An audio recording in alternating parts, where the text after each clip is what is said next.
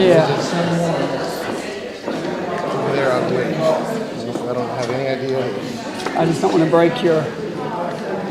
I don't want to break your. Yeah, it's a good try. I know. Sorry. No, thank you for walking down there. That's all I got.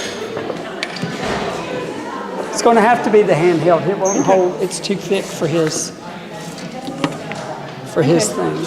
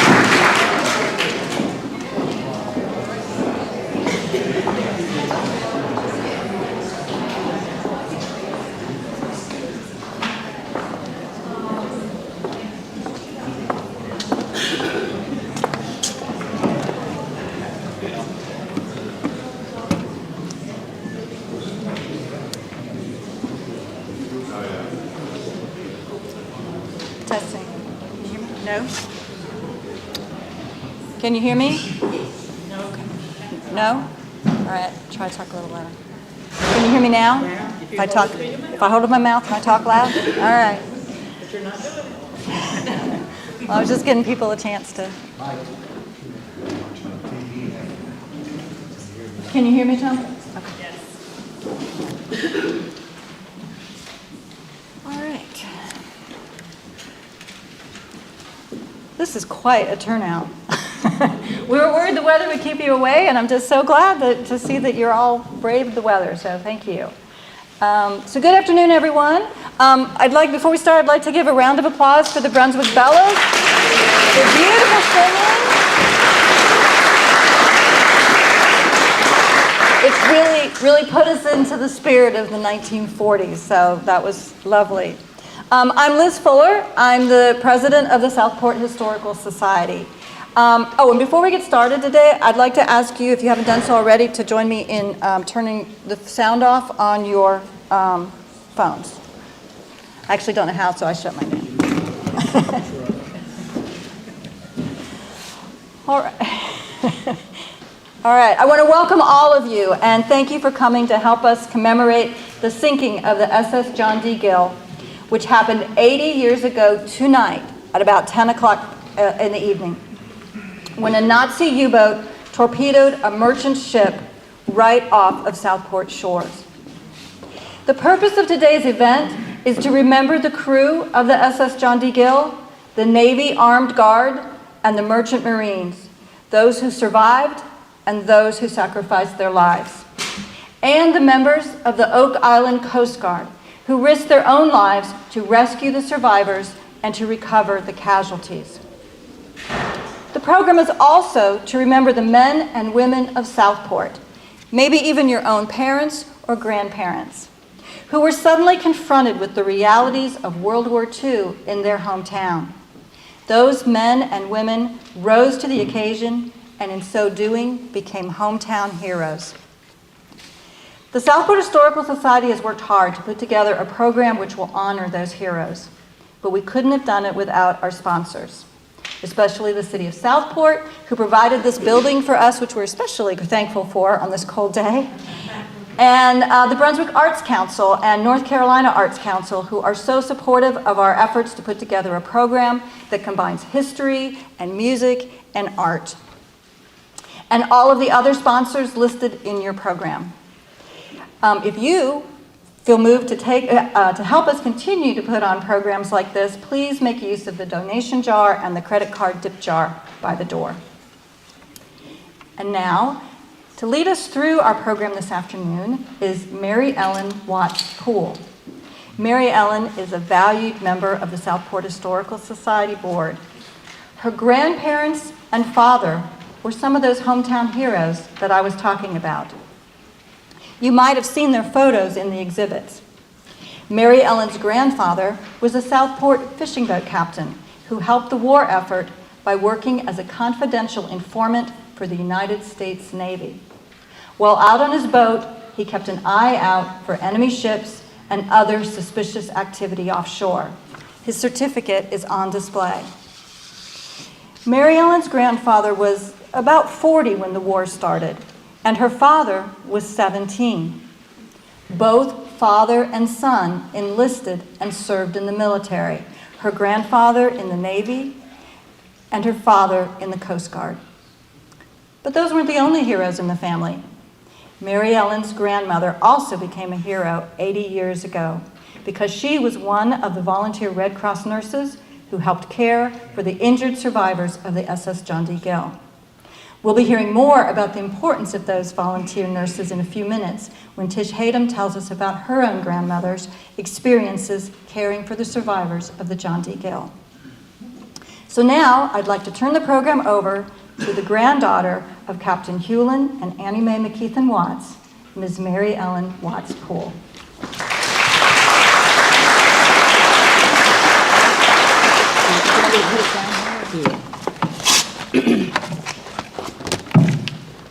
Okay, I want to make sure everybody can hear me, and I want to say this. I asked Liz to take my southern accent out of the microphone, but you will notice after you hear me for a little while that it didn't work.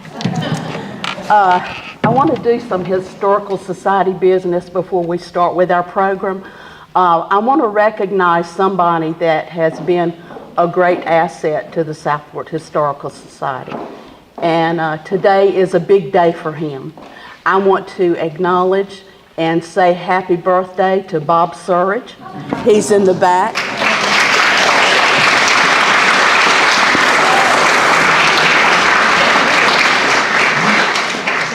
Bob Surridge is our past president, and I want to say during his tenure, we were under COVID and other restrictions, and it's unbelievable that during his tenure we received awards and we exceeded so many goals that we established for ourselves.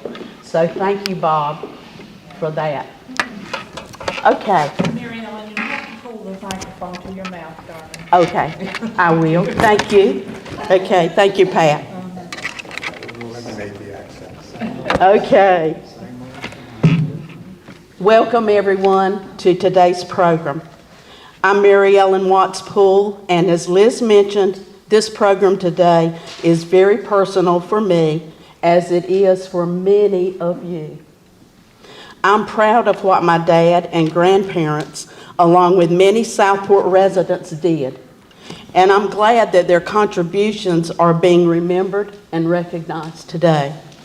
We'll talk more about that in a few minutes, but right now, I'd like us all to stand for the Pledge of Allegiance, which will be led by members of Scout Troop 1776.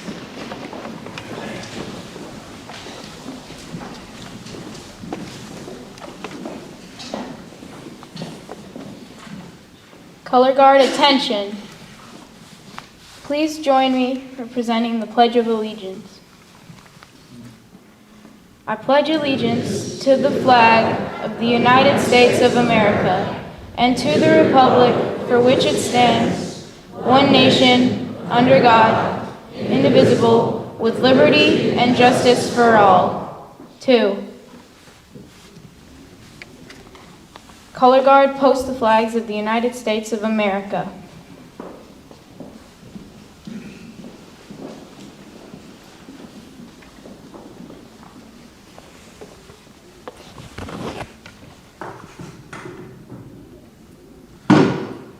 Color Guard, honor the flags.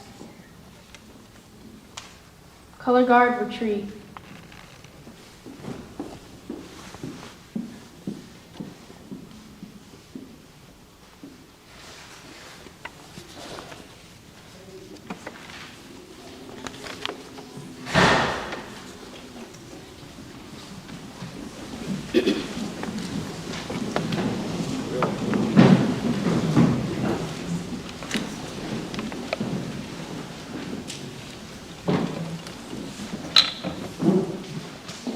Thank you, Scouts.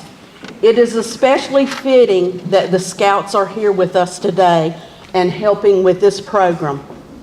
80 years ago, the Boy Scouts were very involved in helping with the civil defense of Southport. The Scout Troop was led by the local American Legion post number 194. Back in those days, not everybody had telephones. And of course, there was no television, no internet, and no Facebook. It wasn't always easy to let people know important information in a quick manner. So when the town decided they needed to have a meeting to discuss safety and civil defense to prepare for an emergency like that one that happened with the John D. Gill, they called upon the Boy Scouts. The Scouts ran through the streets, going door to door, and told everyone about the meeting, where to go and when to come. And as many of you know, after the sinking of the John D. Gill, one man named Catalino Tingzon, who his friends called Benny, could not be returned to his family in the Philippines because his country was under Japanese occupation. The citizens of Southport came together and buried him in Northwood Cemetery. The American Legion paid for the funeral and acted as his pallbearers. And the Boy Scouts came out in uniform and provided a last salute.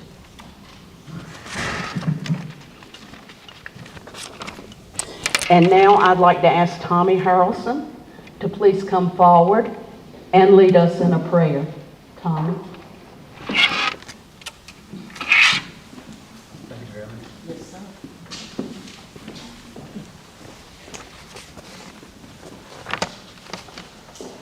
Thank you all for doing this. It's just a fantastic gathering. Thank you all for coming. Good evening. We have been through some challenging times, facing a pandemic. And that same time, our first responders and caregivers still had to do their duty to their fellow men and women in times of crisis, much like the rescuers and caregivers did after the tragic sinking of the John D. Gill so many years ago. We remember the words of Isaiah, "For I, the Lord your God, hold your right hand. It is I who say to you, fear not, I am the one who helps you." Let us bow our heads in prayer. Almighty God, you lend your strength to all those who are there for us in times of crisis, fear, and hurt. You give courage to the first responders, including the Coast Guard and caregivers, who continue to do this important work they are called to do, looking beyond the risk for those who need your help and protection. We give you thanks for the many ways they give of themselves, their skills and knowledge in the troubling times. Protect them, O Lord. Extend your shielding hand over them and comfort their hearts when they are weary and heartbroken. God, we also lift up in prayers of thanksgiving and comfort for the families of first responders and caregivers and all who support them. Give them hope and courage. Surround them with your loving presence and bring them peace when their loved ones rush toward uncertainty and danger. All this we pray in your name. Amen.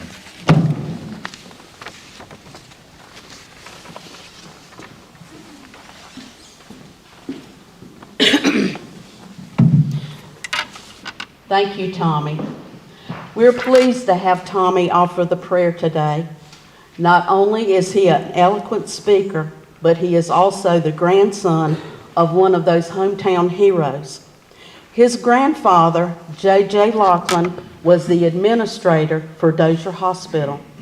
It was a new position for him. He had only been on the job for 3 weeks when the attack occurred.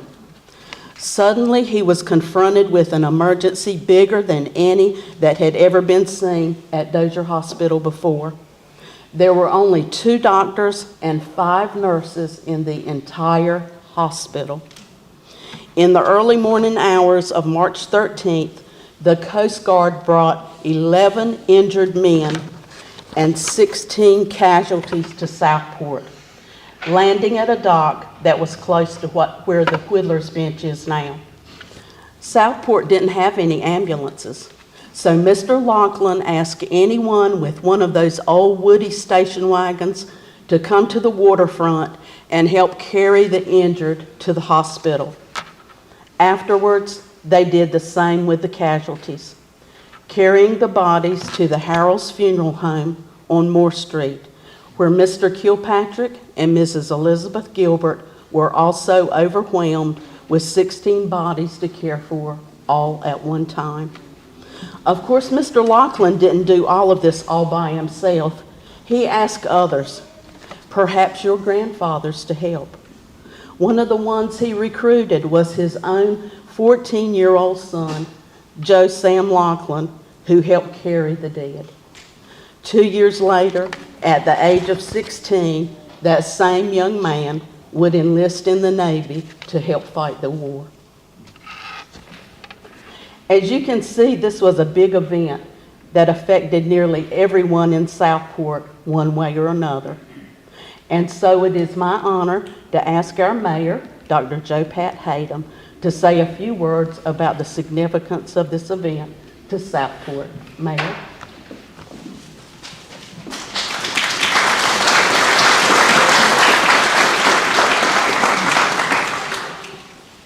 First of all, thank you all for being here. This is a wonderful turnout. And what I've said as mayor, one of the top priorities is historic preservation, the preservation of the history of Southport. I try to proclaim it at every meeting, and yes, your history is so important to the vitality and the vibrancy of our city. We take that history and we bring it forward, just like Barry Ellen said, no Facebook, no internet back then, but we can bring that spirit that her parents, her grandparents had, the Hickman family, had, the Harrelson family. I see Trudy Huffam back there, McNeil family. So this is what is, and for those of us who came here, I'm so grateful that there are people that have come here and have embraced it and proclaimed it. So 80 years ago, we commemorate what happened. War is horror, and the horror that those men went through. But think of how this city rose up and said, no, we will rise above the horror and the war and the killing of innocent people. We will defend it. We will overcome it. And they did that in that spirit 80 years ago. And I'm so proud of all of those, not only the nurses, the people who volunteered, who came down to the waterfront to pick up not only the injured, but those who died. It is a remarkable story, and Southport is so humble about it. But I'm so grateful that the Southport Historical Society is doing this today. I'm grateful they asked Tish to speak for her grandmother and for those nurses that volunteered on that day. It is a remarkable story, and as mayor, we will always proclaim the history of Southport, and in particular today, as we commemorate the 80th anniversary of the sinking of the John D. Gill. So thank you for being here. I've already learned a lot from listening to Mary Ellen talk about the Scouts and how they participated, and proud of Tommy's grandfather, J.J. Lachlan. I mean, these unsung heroes. I mean, how many of you knew that the superintendent, they called him the superintendent at that time, the administrator, was J.J. Lachlan in 1942. I'm sure a lot of us may not have. So we proclaim this, and we proclaim those that served on that day. So thank you for being here, and I look forward to I've enjoyed this program so much already, and I look forward to the rest of it, so thank you.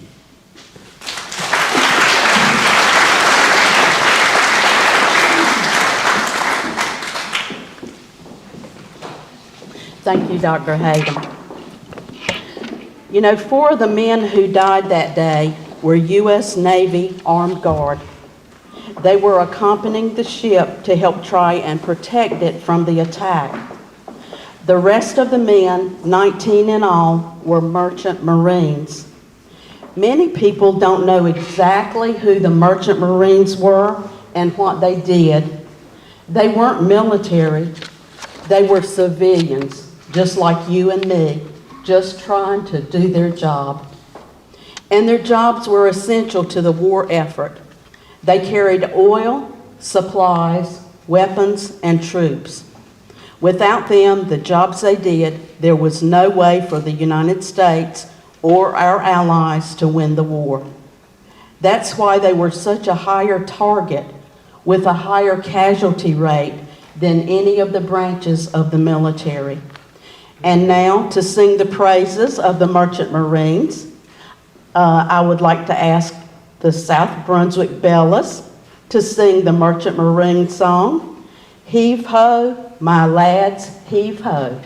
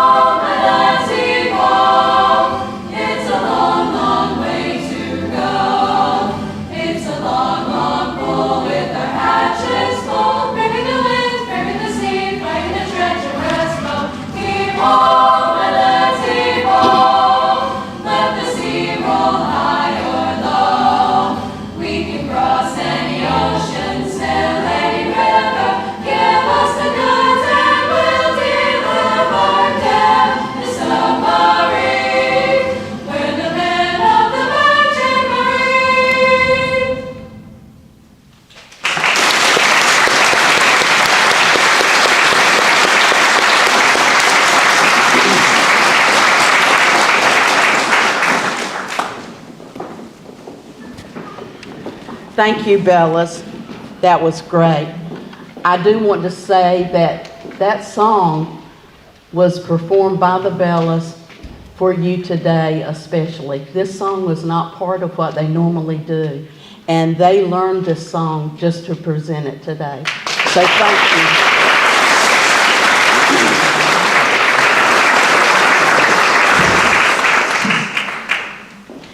Even on today's solemn occasion, it's important to take a moment for joy by listening to songs like that. Southport co-founder Susie Carson was only a few years older than these ladies when World War II broke out. It was a scary and uncertain time for all the young people of Southport. But Susie wrote that there were moments of joy as well. She recalled sitting on the garrison lawn with her friends, and that's just right outside of this building site. With no other form of entertainment, she and her friends would sit on the lawn at sunset, watch the boats pass by on the river, and sing songs to entertain themselves, sounding, I'm sure, pretty much like these young ladies did today. Perhaps your mother, grandmothers, or aunts were with her. I've mentioned several times today the number of people who stepped up to help after the sinking of the John D. Gill. Unfortunately, 80 years later, none of them are still with us. But I'd like to recognize people who are here today. So if there are any World War II veterans or their spouses here today, please stand if you will, or raise your hands.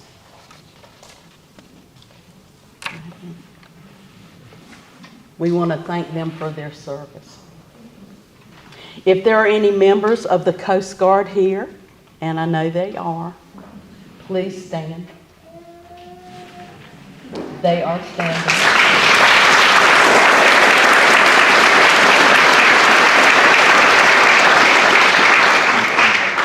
Thank you for your service. If there are any members of the American Legion here today, please stand.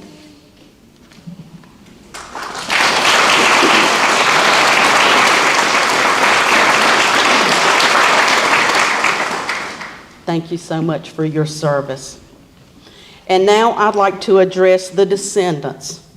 If you are descended from Mr. Lachlan or from any of the volunteer Red Cross nurses or Dozier Hospital nurses or Mr. Kilpatrick or members of the Southport American Legion or the Civilian Defense or the Red Cross, please stand.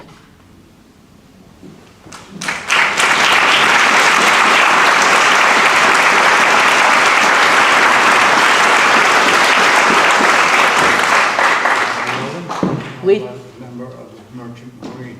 Yes, sir. You are a member of Merchant Marines? Okay. Please stand up, sir.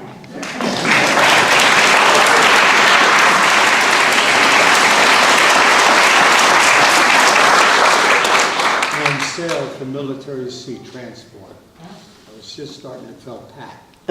We took 4,000 American soldiers, fully armed, on the General Patch to Bremerhaven, field ready, They got off the gangway, onto the train, and out into the field. And if you don't think we were a prime target, you got another thought coming.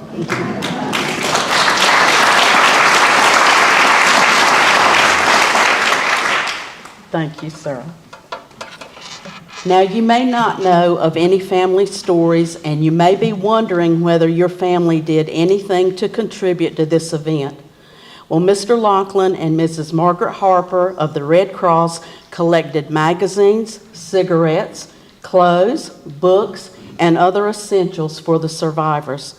So it's likely that your family donated items and attended the funeral for Mr. Tingzong. So if you're descended from anyone who lived in Southport during World War II, please stand.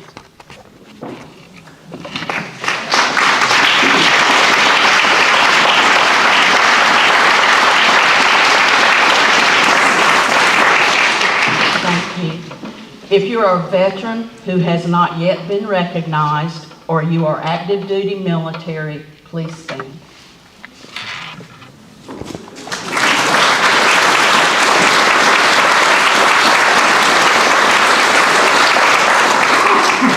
And we thank you for your service. At the Historical Society, we often focus on the past, but history is only important because remembering and understanding the past helps us to build a better future. So now I'd like to take a moment to recognize the future leaders of Southport, the Scouts and the Bellas, who are here today that are helping us during this commemoration.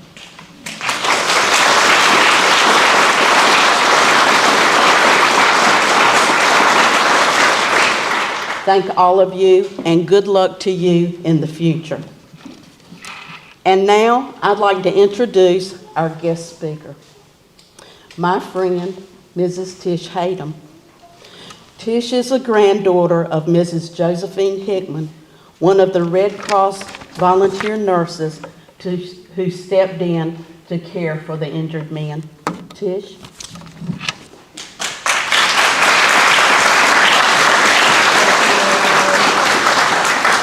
And my grandmother and Mary Ellen's grandmother were dear, dear friends. Thank you all for being here. There are so many heroes in the room, which we've seen when you've all stood at different moments during this program. And I thank you for being here. And I'd just like to acknowledge that my father is here. He was 9 years old at the time, at 80 years ago. Thank you for being here. I'm honored to represent my grandmother, Josephine Johnson Hickman, and the women of Southport who answered the call of duty as Red Cross nurses' aides when World War II came to the shore in the small fishing village of Southport, North Carolina. When the old tanker, John D. Gill, on its way from Texas to Philadelphia, was torpedoed. Thursday, March 12, 1942, 25 miles off the coast of Southport. I want to thank Liz Fuller, President of the Southport Historical Society, for asking for me to speak on this occasion. Thank you, Liz. From the Wilmington Morning Star, Monday, March 16, 1942.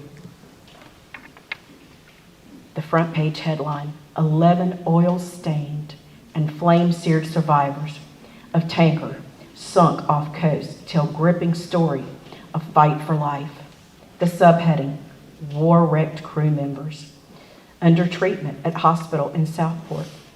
Quoting from that article in the Morning Star, at 1 o'clock Friday afternoon, a small group of oil-stained and flame-seared men were brought ashore in a Coast Guard patrol boat landed at Southport.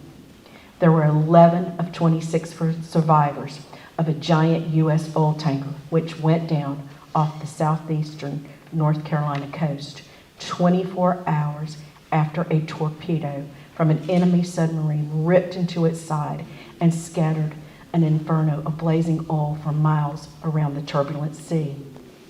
The photo on the front page, 5 oil-covered and burned men from the John D. Gill. The caption, "Men who cheated death arrive at Southport, covered in film of black oil and suffering from burns and shock. The survivors of the tanker, which was torpedoed Thursday night, are shown at Dozier Memorial Hospital at Southport. They were rescued from the ocean by a Coast Guard patrol boat, which landed them at the fishing town." The second photo, 2 men, bandaged hands, arms, facial burns, side by side on a hospital bed, gently grasping bandaged hands in a handshake of solidarity and resolve. The caption, "Heroes of torpedoed tankers, survivors, Herbert L. Gardner Jr. left a wiper in the engine room of the giant tanker, which was struck by an Axis torpedo late Thursday night, shakes hands with Quartermaster Edwin Cheney." The front page newspaper from March 16, 1942, Morning Star, was displayed in my grandparents' home in a sitting area where they enjoyed their morning coffee. Although, as a young girl, I didn't understand the significance of the faded yellow newsprint and the heroes and the horror it contained. My grandmother, Josephine Hickman, was very proud of her training as a Red Cross nurse's aide and her participation in the events surrounding the sinking of the John D. Gill. It was a special moment in her life and the lives of so many Southport people. Volunteerism was important to my grandmother and my grandfather, for the hospital and for the city. Their home was located across the street from Dozier Hospital, where the current City Hall now stands. With that location, they were aware of the activity as people entered and exited Southport. They could identify every local vehicle as it traveled by. This was entertaining to me, certainly an example of days gone by. I was even told that there was no police station at the time. Their home phone number was the number to reach the police, and their own automobile was the police car. During the war and beyond, they lived the life of dedication and volunteerism for the city of Southport. The night of March 12th, around 10 p.m., a loud explosion. Then a few minutes later, a blazing bonfire on the water that could be easily seen from Southport waterfront. According to my father, Elliot Hickman, who was at that time 9 years old and was standing next to Mac's Cafe watching the blaze. To quote my father, "There were a lot of people, a crowd gathered. We were aware of what had happened. German submarines were known to be off the coast of North Carolina and other southern states. What they did not know was that the fire was started when a crewman tossed over a life ring fitted with a self-igniting carbide light, and the oil surrounding the ship exploded into flames. They were also unaware at the time of the inferno, the carnage, the struggle for survival, and the heroic efforts of that night and early morning, or that they would be receiving 11 injured survivors or 16 bodies, including Catalino Tizang from the Philippines. All 16 of the deceased were returned home except one, Mr. Tizang. Due to the war, he could not be returned home, and the citizens of Southport buried him in Northwood Cemetery. My grandfather, Otto Hickman, was Southport's police chief and the only police officer in Southport. One of the ways in which Southport citizens knew that German submarines were off the coast was an unusual phenomenon that occurred at a local beauty parlor. When the metal dome hairdryer was placed over a customer's head, they would hear rhythmic sounds coming through. The owner of the parlor contacted my grandfather and several other Southport officials and concluded it must be Morse code that was being transmitted from German submarines. Another way which Southport knew there was war, that there was a nightly protocol for a blackout in Southport. My grandmother was an air raid warden. She would make sure that the lights were out in her assigned area, that the blinds were down, the cars with headlights, the top half painted black, and that when the siren at the fire station alarmed during a drill, the lights were supposed to be off. My grandfather was also a member of the Southport Fire Department, and at one time the fire chief. Josephine Hickman was 29 years old when John D. Gill sank off the coast of Southport. She and the women of Southport, Red Cross trained nurses' aides, had completed the course and received their Red Cross pin, which I am wearing today, and received their certificate the same week as the tanker was torpedoed. The course was taught by Mary Fergus, a registered nurse and wife of Dr. Elsie Fergus. However, what they encountered was not fully covered in any Red Cross course. Quotes from my grandmother, who in an article was described as a Red Cross nurse at Dozier Memorial Hospital when the survivors were brought in. They were so pitiful. We'd barely gotten our training, but we did the best we could. We didn't think half of them could live. They were so burned, almost to a crisp, and covered with oil. Some of them were burned so badly that the bandages were all over their hands. Only their mouths were open. We just fed them in between the bandages. There were only 5 trained nurses in the hospital. The rest, like my grandmother, were Red Cross volunteers. They worked 20 hours straight. My grandmother was in the OR assisting when the lights went out. She figured out that the plug and the OR light had fallen out and would not stay in. She was a petite woman, 5 feet 3 inches tall. My grandmother had to stand on a chair to reinsert the plug to the operating room light and held it in place for several hours. There was a concern that she might receive a shock by putting the plug back in. Without hesitation, she reinserted the cord and held it in place so the procedure could be completed. Again, quoting my grandmother, "We'd barely gotten our training when this tanker was torpedoed offshore here, and we were faced with this terrible tragedy. But we managed to save every one of them." My grandmother framed her Red Cross certificate as well as the newspaper article. They are here on display in the community building today. They will be returned to the mayor's office in City Hall, where my grandparents' home was located. I would like to read her certificate, the American National Red Cross Volunteer Service Certificate. This certifies that Josephine Johnson Hickman has completed the prescribed course for nurses' aid conducted by the Brunswick County chapter of the American National Red Cross, issued at Washington, D.C., March 1942. There are 2 signatures that are readily recognizable. Top left, Franklin D. Roosevelt, President. Bottom right, Annie Mae Woodside, Chapter Chairman, Southport native and Superintendent of Brunswick County Schools.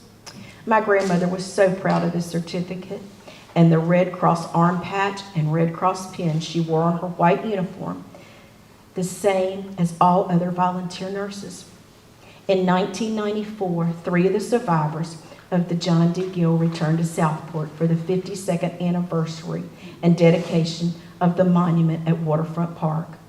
My grandmother was so proud to see these men and be a part of the ceremony. They were all so young in 1942. Their remembrances were heartfelt and reunion of tragedy and triumph.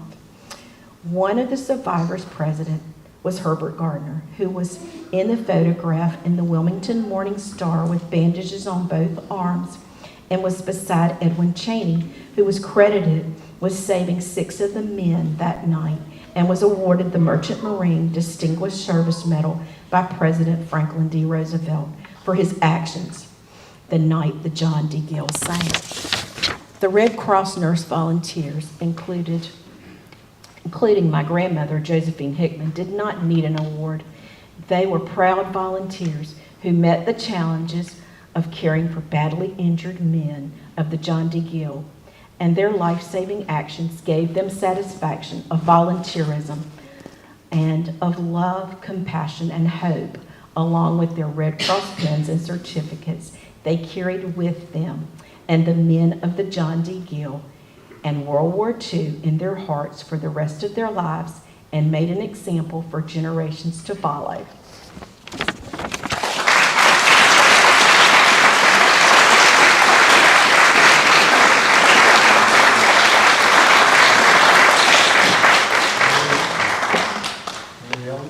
Yes, sir. Add a few things. Yes, sir.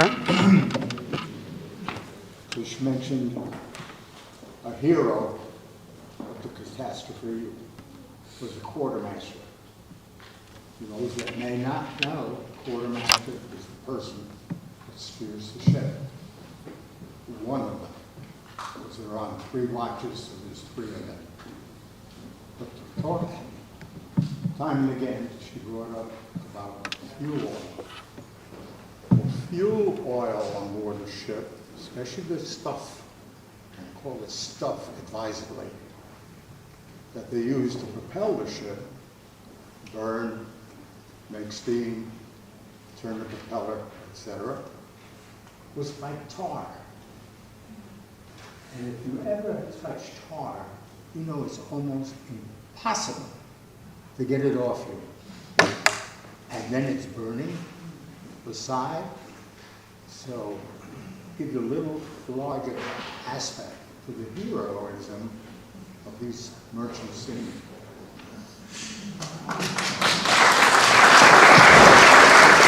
Thank you, sir. Thank you, Tish. That was such a moving presentation and speech you gave us today. One of the unique joys of a local historical society is that we can focus on the history of our own town and the contributions of the families and people who lived here. At the Southport Historical Society, we believe that this focus makes us all feel more connected to history and to Southport. We hope that you all feel a sense of appreciation and connection today. I'd like to thank everyone for coming and all of the people who worked to make today possible. But we are not quite done yet. We would like to invite all of you to join us down by the waterfront. The Coast Guard, the American Legion, the Bellas, and the Smithfield Guard, which is the Thor Cannon crew, are all going to help us pay tribute to the crew of the John D. Gill. We will also have flowers available for you to go out on the pier and say your own prayers and thanks to the men and women who have lost their lives fighting for our country. So please make your way to the waterfront. That will start at 5 p.m. at the monument. We'll see you at the waterfront at 5.